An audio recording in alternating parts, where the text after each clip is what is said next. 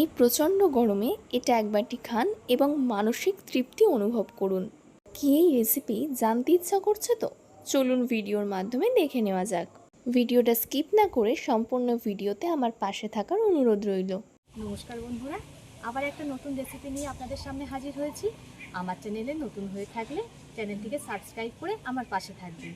চলুন আর কথা না বাড়িয়ে ভিডিওটা শুরু করা যাক। এখানে আমি আমার পরিমাণ অনুযায়ী চিড়েটা নিয়ে নিয়েছি। আপনারা কিন্তু আপনাদের পরিমাণ অনুযায়ী চিড়েটা নিয়ে নেবেন। এখানে আমি মোটা চিড়েটা নিয়েছি, আপনারা চাইলে পাতলা চিড়ে নিতে পারেন। এবার চিড়েটাকে একটু বেছে নিতে হবে।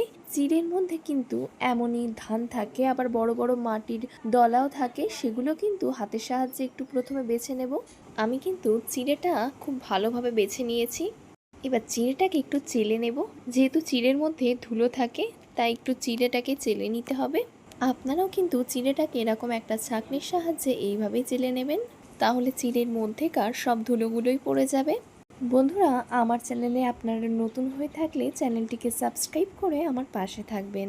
এবার আমি চেলে নেওয়া চিড়েটাকে একটা অন্য পাত্রে নিয়ে নিলাম। বাকি চিড়েগুলোকেও আমি একইভাবে চেলে নেব। সব চিড়েই আমার চালা হয়ে গেছে, দেখুন কত ধুলো বেরিয়েছে। এবার এই চিড়ের মধ্যে দিয়ে দিচ্ছি জল। এবার চিড়েটাকে আমি 2-3 বার খুব ভালোভাবে ধুয়ে নেব।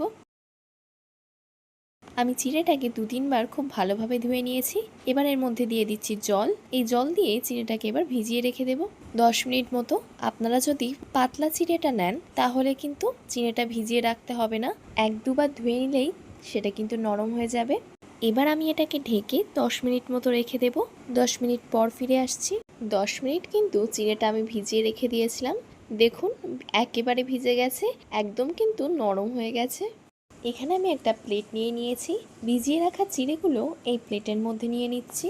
ভিজিয়ে রাখা চিড়ে কিন্তু সবই আমি এই প্লেটে নিয়ে নিয়েছি। এখানে আমি পাকা আম ছোট ছোট টুকরে কেটে নিয়েছি এইভাবেই। এগুলোকে এর মধ্যে দিয়ে দেব। এখানে আমি দিয়ে দিচ্ছি একটা পাকা কলা। এখানে আমি দিয়ে দিচ্ছি কিশমিশ। এবার এখানে দিয়ে দিচ্ছি কয়েকটা খেজুর। খেজুরগুলোকে আমি এইভাবেই ছোট ছোট টুকরের আকারে কেটে নিয়েছি।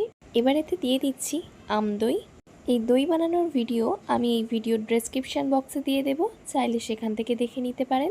এবার এতে দিয়ে দিচ্ছি টক দই আর দিয়ে দিচ্ছি সামান্য লবণ। লবণটা দিলে খেতে বেশি ভালো লাগবে। এবার এতে দিয়ে দিচ্ছি সর্বশেষ উপকরণ, গরুর দুধ। আপনারা চাইলে যে কোনো প্যাকেটজাত দুধ ব্যবহার করতে পারেন।